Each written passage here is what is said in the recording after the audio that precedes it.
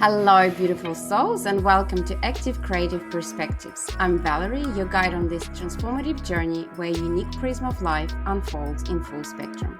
And today I'm honored to have Dr. Lani Roy that is joining me today from Australia. Thank you so much for your time. And I would love to start by introducing you as a person, as a woman that shares a lot of knowledge and helps the community to guide through the journey. And I know that you do a lot of work in psychedelic industry and a lot of work that helps people to transform their life through a monitored way of guiding them. And I would really like to know, how did you come to this journey? What happened within your personal life or your life in general to get to this point? So I've been a social worker and psychologist for most of my adult life, working mainly in complex trauma and sexual abuse, family violence. And I reached a point when I was about 30 that the modalities that I was working with just wasn't strong enough, quick enough, deep enough to support my clients to get through their trauma. I just really felt there was something missing in mainstream mental health model, and the therapies that we had, even the drugs that we have. I'm supportive of people, of course, using psychiatric medications, but what I was finding was that they were taking pills to numb the deepest of trauma wounds from family, from war, from sexual abuse, and there's often no pill for that. That can help numb the symptoms, but it doesn't really help people rediscover their bodies, their spirits, their relationship with reality, their relationship with good and evil, for a better of a word, or how you make sense of so much suffering on this planet and your place in it. So yeah, I had a really tough 2 years of peak existential anxiety and terror and questioning and searching, and that led me to the jungle to do ayahuasca and ayahuasca dieta, which is a very specific process. There's different lineages from around the world that work in a very specific way with ayahuasca and different master plants. And that began my personal journey with ayahuasca, and then many medicines that followed. And then, my journey into the professional landscape as a therapist and a researcher, and I guess system changer. I love a challenge. I love people saying no, because we've always done it this way, and then me being able to find a new way to do that, and to challenge comfort zones. Just because we've always done it a certain way doesn't mean it's right. And helping people to feel okay in the uncomfortability of social change and system change, because a lot of people are quite conservative and quite scared of change. And we should be really proud in Australia that we do now have legal access to MDMA for PTSD and psilocybin for major depression. But the reality is those medicines, because they haven't been approved as first-line treatments, are very expensive. So the average protocol can range between $17,000 to $30,000. Yes. So huge equity issues there, because only the wealthy at the moment, yes, or insured, which is pretty rare, can access these medicines. And in your journey of understanding the lack of current mental health system, implementing all the natural ways of it was being used, ritualistically in our old ways from tribal times, did you find that science would be the way to bring it out to people, to go from the educational point? Yeah, it's a complex question, because I'm quite a paradoxical human being, in the sense that I am a scientist and researcher, but there's also so many, experiences and phenomena that cannot be captured with our current tools in science. And this is where people get into very different camps around materialism, having to prove hard science versus spiritual realms and phenomena. So I value science. I'm deeply engaged with science, but I'm also, equally engaged in the mystery and the magic of the unexplainable. And, I think it's really important to have both, because there's magic and lessons in both. And if you're too in the spiritual domains, it can be quite ungrounded and risky for clients. But if you're too in the materialistic domains, again, we may end up just perpetuating the same models of mental health, which are really devoid of soul.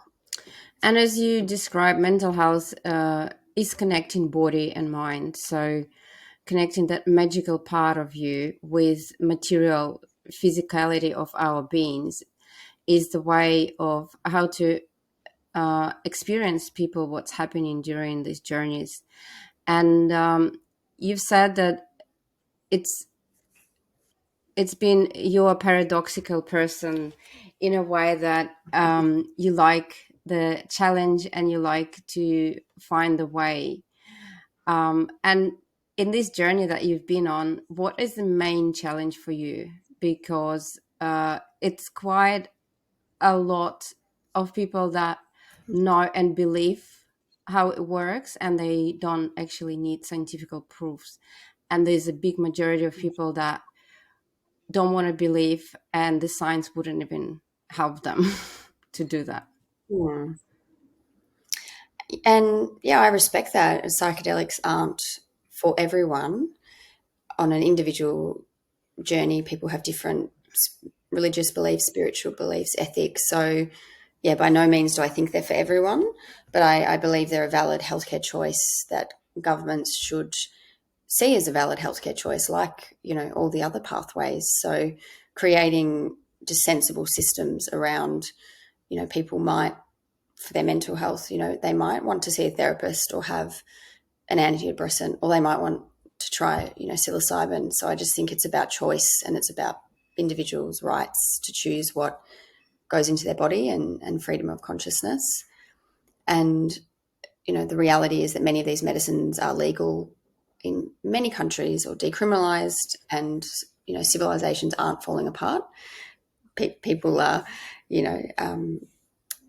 particularly in, Indigenous communities, these are just a way of life. It's deeply embedded in the culture. But I guess the main challenge in the Western context is that, it gets pretty messy, because these medicines are then brought into, capitalism, big business, Yeah. corporations, money, power, greed. And I think that's been the hardest thing for me, Mm-hmm. is even though I've been a big advocate to bring these into the Western context, there's a lot wrong with that. And we've got a long way to go in Australia, where it's just starting. There's some incredible pioneers. There's some really amazing people, but there's also some really corrupt, organisations, really narcissistic leaders, and it's just another tool, just another weapon for power and greed. And I've seen a lot of people get hurt, and a lot of really damaging stuff, not because of the medicines, That's but right. because of The use of it. the people. Yeah. Yeah, the people behind it. It is. The lack of culture. It is always harder to be the pioneer than to get into something that's already existed. And choosing this path, especially in Australia, which is quite away from a lot of what's happening, in Europe and United States. It is a smaller population as well. Um, do you think that our land, the land that we live in Australia, had already existing ritualistic way of using medicine, natural medicine, that was part of Aboriginal or Indigenous ways? Do you know any information about it? No, I'm kind of reluctant to speak about that because there's no, yeah, I don't know. But what I do know from my First Nations friends, Australian First Nation friends, and my research, I've done research with the Australian ayahuasca community with Swinburne, and there was First Nations people in that.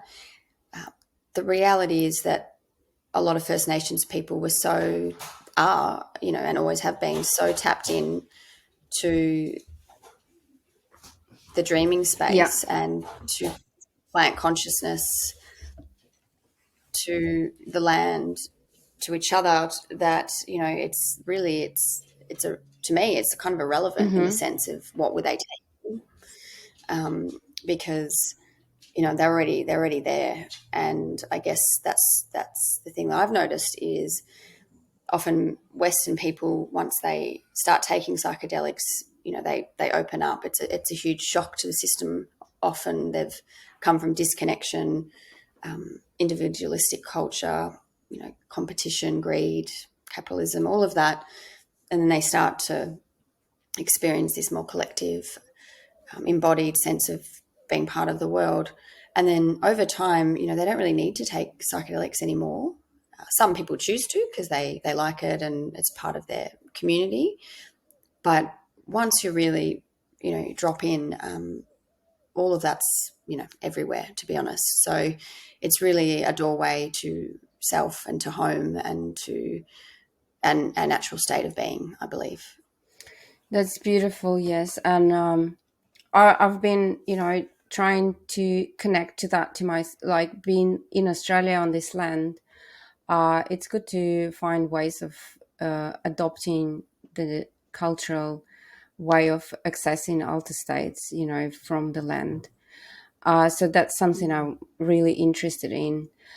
And you are currently launching this new course that, Mm. I've looked through it. It's amazing. There's so much in, materials. There's so much research around it, the structure. There's a lot of work that, you could say that's been put in there. So who is that course for? Usually what is, Yeah. who's coming to you and asking you to do this course, or who is interested to apply for that? Yeah. So me and my best friend and colleague, her name's Melissa Warner, have just launched our centre. It's called Anamkara Centre of Psychedelics and Contemplative Therapies, and our course it's a 1-year course starting in September. We're just finishing another cohort at the moment, but we're really launching ourselves in a big and permanent way. It's been a lifelong journey. We feel like we've really arrived at all our life's work and who we are and what we stand for, and the program that we're going to deliver, we see forever, really. It is our life's work. So the course is suitable for, and we go by the AMAP criteria. So even though I'm speaking just as myself today, I'm also the chair and a founding member of AMAP, which is the Australian Multidisciplinary Association for Psychedelic Practitioners. And there is a couple of categories that people can get credentialed under. So that's being an authorised prescriber who can prescribe the medications, and they're psychiatrists. Then there's psychedelic therapists. So that's people that have done psychology, counselling, psychotherapy, and have like those core therapeutic skills. And then there's a third space, which is psychedelic facilitator.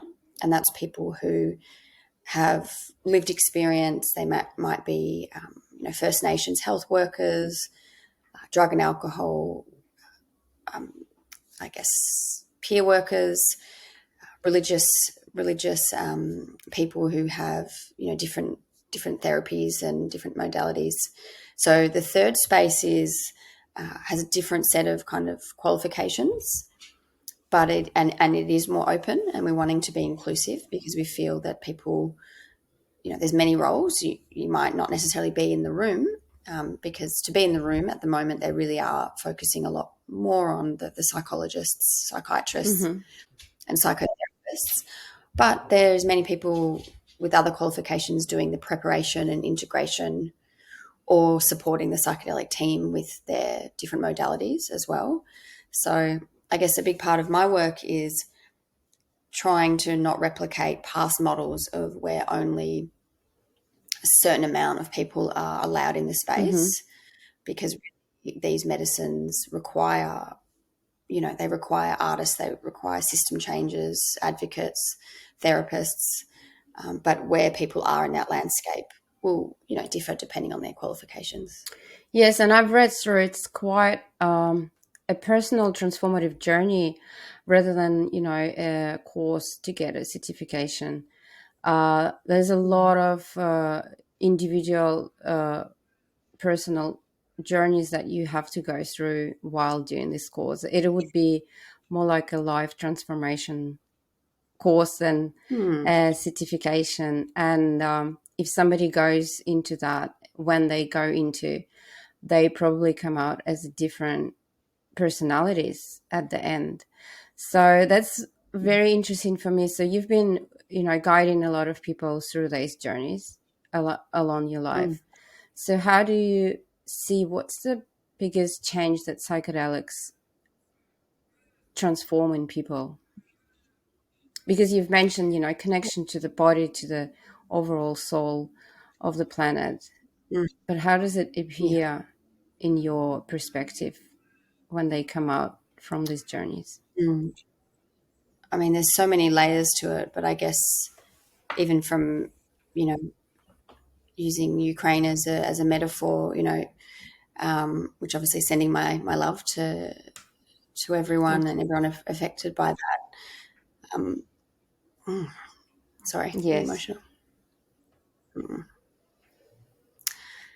I guess the biggest thing I have seen in people is, how they can somehow, despite, and trigger warning, despite, abuse, torture, rape, violence, how they can somehow find compassion and find a light that is stronger than, their enemy's darkness. And I'm not saying that psychedelics gives people the answers or that they will save the world by any means. I really have no opinion on the world at the moment. It's very confusing. But what I do know with individuals that I have worked with is that they have somehow been able to love themselves again, to feel safe in their bodies, to find what they value in life, and to not let that darkness destroy them. And yeah, so that's been the biggest gift, to see people not necessarily find the answers, but find meaning that's so deep that it, transcends that darkness. And when people go through this journey, so your job is to train people to know how to facilitate or guide or help people to go through it safely and return. With everything that you do at the moment, it is more educational, or do you still prefer to do a personal transformational journey to people? I do both. So I have my clients that I do my work with, and I, take people, take professionals to Peru for ayahuasca retreats. And as part of our Anam Cara program, we have different options. So there will be, holotropic breath work at our retreats in Australia. There will also be a complementary subject with herbalism, so people can learn, just to connect with plants, herbalism.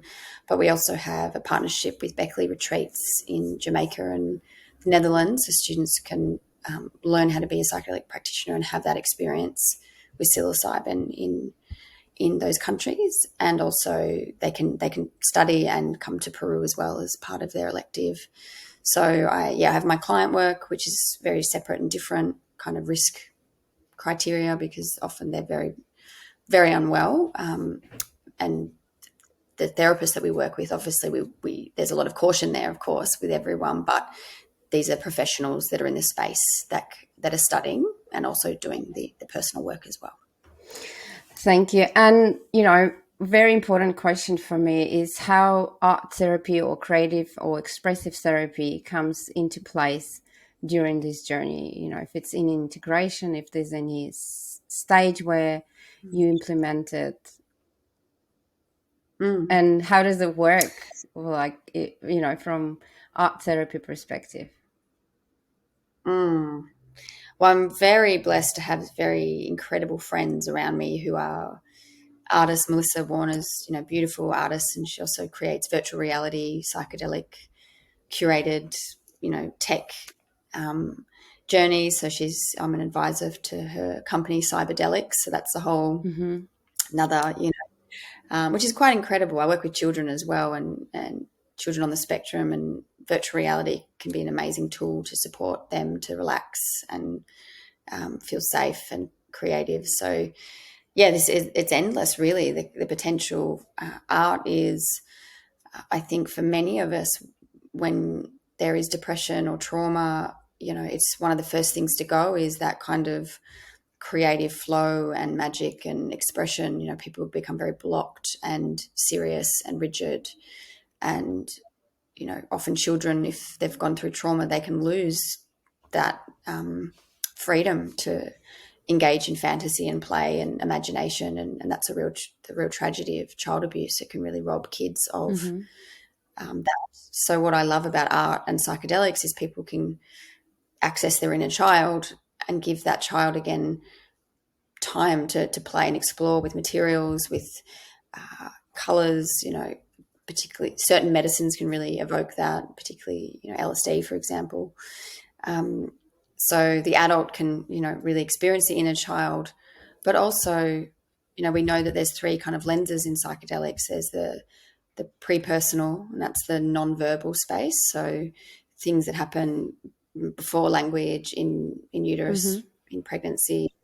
For some people, believe in past lives. So things that are, there's not a lot of language to describe it.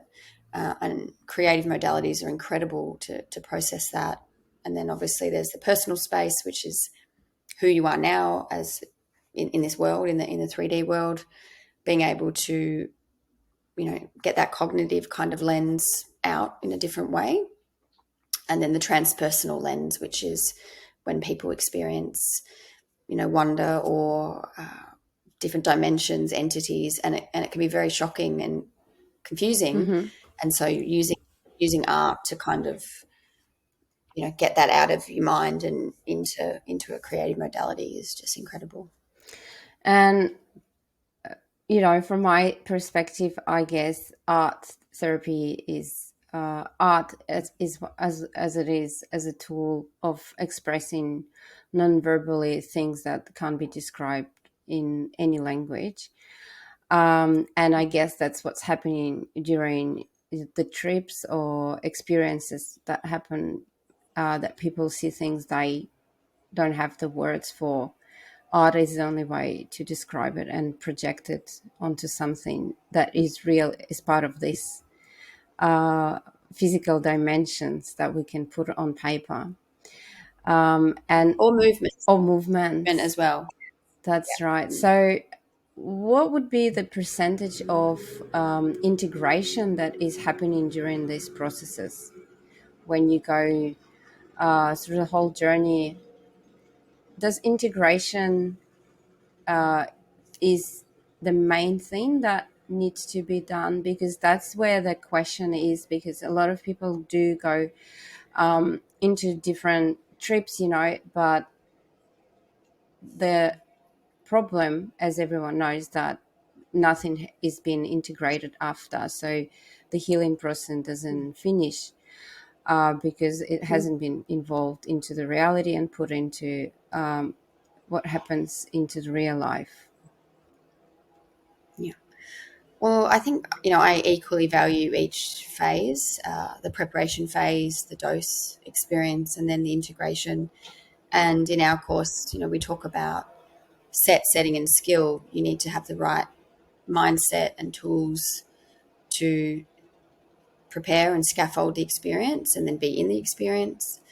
The setting needs to be safe and aligned with your needs, your values, your even your sensory needs. Like there's so many layers of assessment that needs to go into, is this the right person, community, research lab, medicine? There's so many things to consider.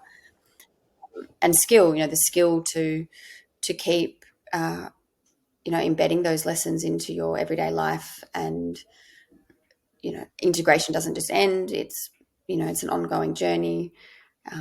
And we've developed a model swim, which it's a big model, but I'll just talk about the pillars. But we use the metaphor of, psychedelics and life is like the ocean. It's, it's boundless, it's expansive. There's sometimes treacherous storms. There's predators in the ocean. There's, incredible, peace, and, where there's the drop of the ocean, which is individuality, and then, the entire ocean, which is oneness. But ultimately, in order for us to, survive those storms and return to shore, we need a range of tools. So we have developed the model SWIM, which focuses on the somatic work that needs to be done in this space, the wisdom that we need to aspire to through different wisdom traditions, through ethics, through critical reflection. That's, a whole big piece around philosophy and phenomena, interdependence. Sorry, I'll just close this.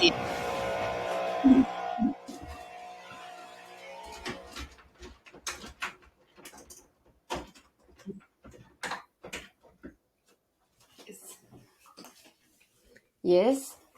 Sorry. So interdependence is everything that we've been talking about. How connected is the person to their land, to their community, to self? What practices can cultivate being able to drop into interdependence and interconnection?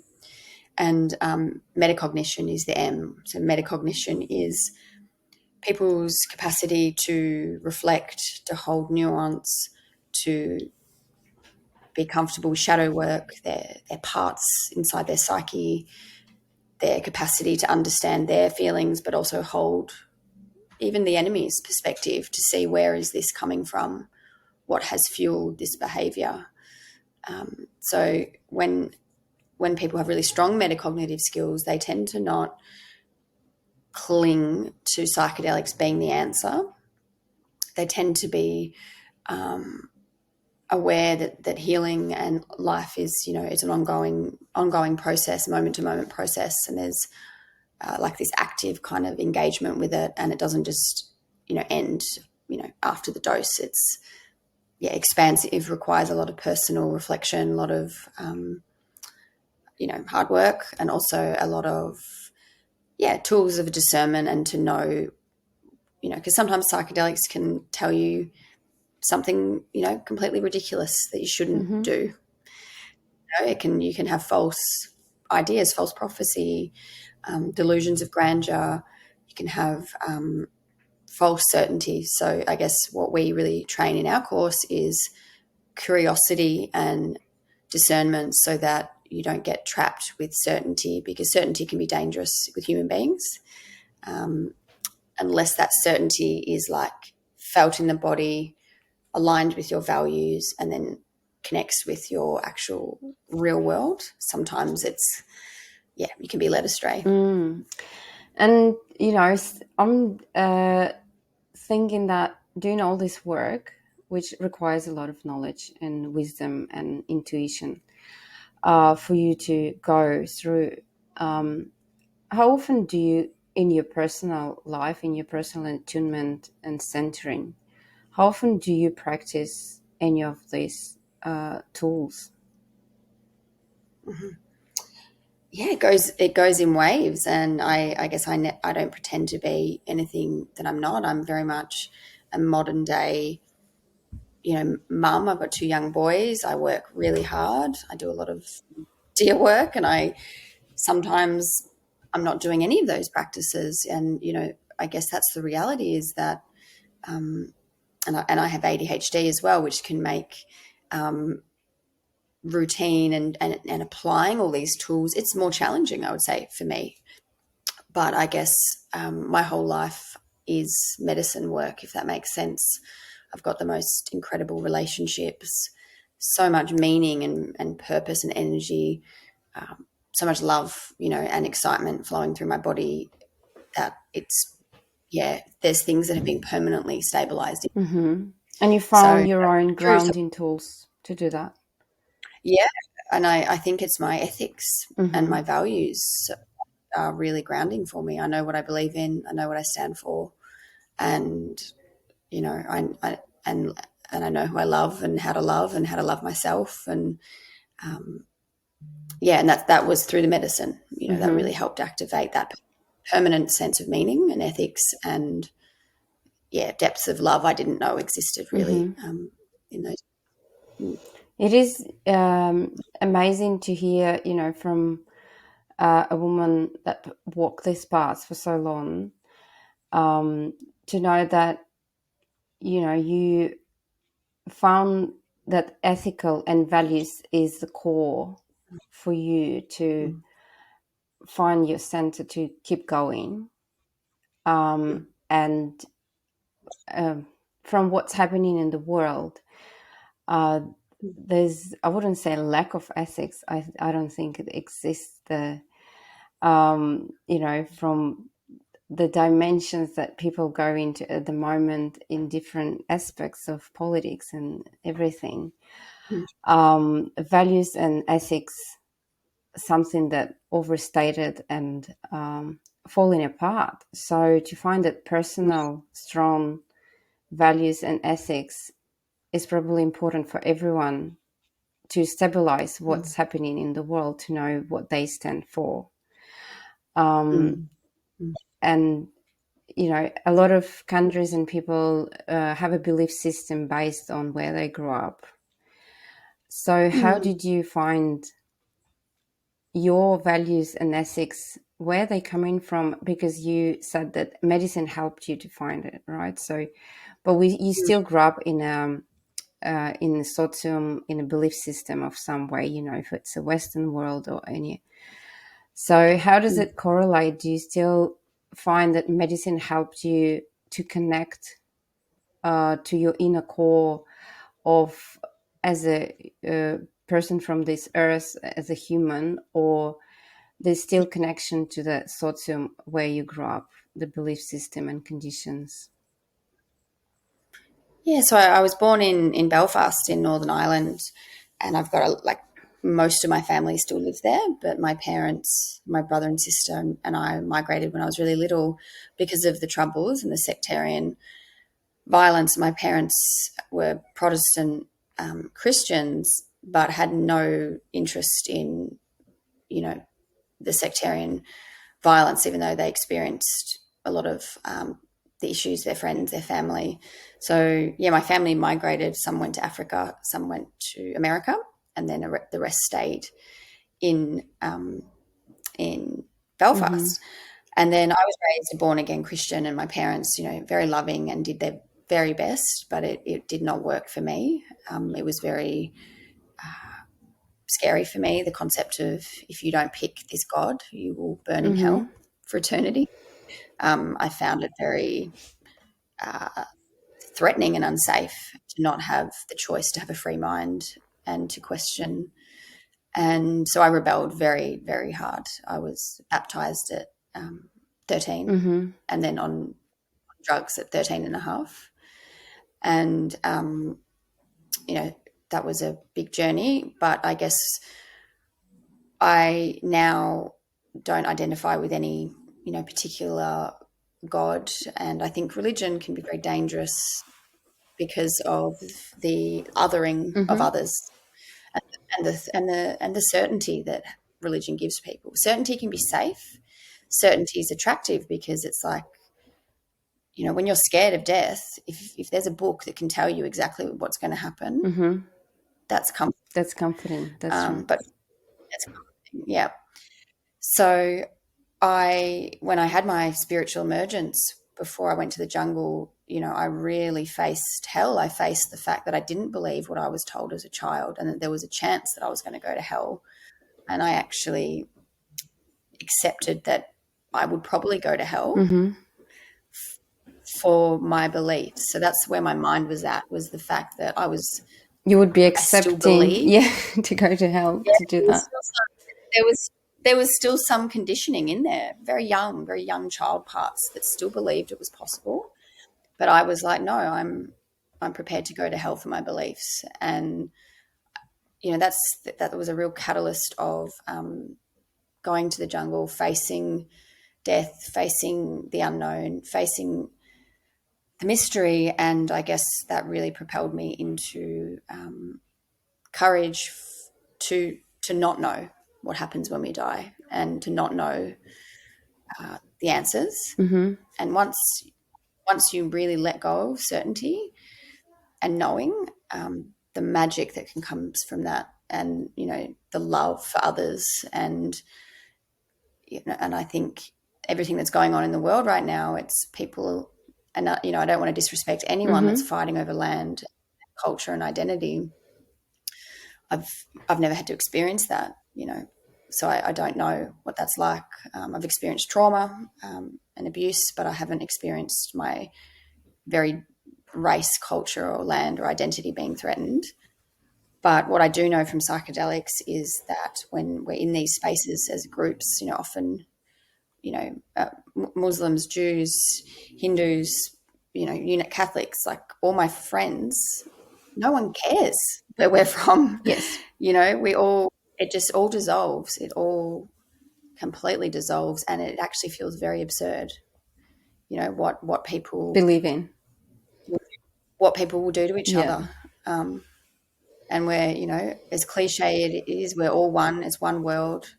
It's one earth, and we're destroying each other, thinking that we're certain about Mm-hmm. things, and we're not. If everyone could just lean into a global sense of citizenship, and nature being the land, and our collective responsibility to care for the land and children. Yeah, I don't have the answers, That's but right. whatever way we're Yes, heading, it is. It is your own not it. perspective, which I'm interested to hear. And a few people on my podcast, they said there's a time, and you kind of said that this is a time to jump into that and being courageous to build a new world. To realize that there's a lot of conditioning that put on that.